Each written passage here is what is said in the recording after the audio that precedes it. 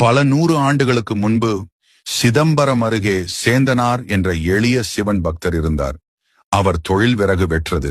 அவர் விறகு வெட்டி கிடைக்கக்கூடிய சிறிய வருமானத்தில் சிவன் அடியார்களுக்கு சாப்பாடு செய்து வழங்குவார். பிறகுதான் அவர் சாப்பிடுவார். ஒரு நாள் கடும் மழை பெய்தது. விறகு எல்லாம் நனைந்து போனது. வேலை செய்ய முடியவில்லை.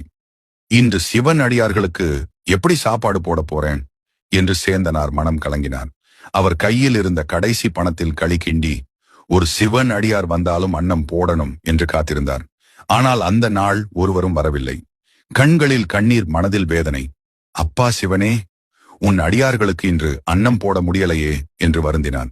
அந்த கணமே சிவபெருமான் ஒரு வயதான மனிதர் போல் சாதாரண தோற்றத்தில் அவர் முன்னால் வந்தார். அப்பா, கொஞ்சம் உணவு தருவாயா என்று கேட்டார். சேந்தனார் முகம் மலர்ந்தது. அன்போடு அந்த களியை அந்த வயதானவருக்கு கொடுத்தார். அவர் சாப்பிட்டு அடுத்த வேலைக்கும் எடுத்து சென்றார். மறுநாள் காலை கோயிலில் ஐயர்கள் நடராஜர் சந்நிதியில் பார்த்த காட்சி அவர்களை அதிர்ச்சி அடைய செய்தது. நடராஜன் சிலை முன்பே களி சிதறி இருந்தது. அப்போதுதான் அனைவருக்கும் புரிந்தது. சேந்தனாரின் பக்தியை சோதிக்க சிவனே வயதானவராக வந்தார். அடியாருக்கு கொடுத்த அன்னமே சிவனுக்கே சென்றது. அந்த நாளை நினைவு கூர்ந்துதான் திருவாதிரை நட்சத்திரம் வரும் நாள் சிவன் ஆனந்த தாண்டவம் ஆடும் புனித நாள். அன்று சிவனுக்கு களி படைத்து வழிபடும் வழக்கம் வந்தது. ஏனென்றால் களி என்பது எளிமையின் சின்னம்.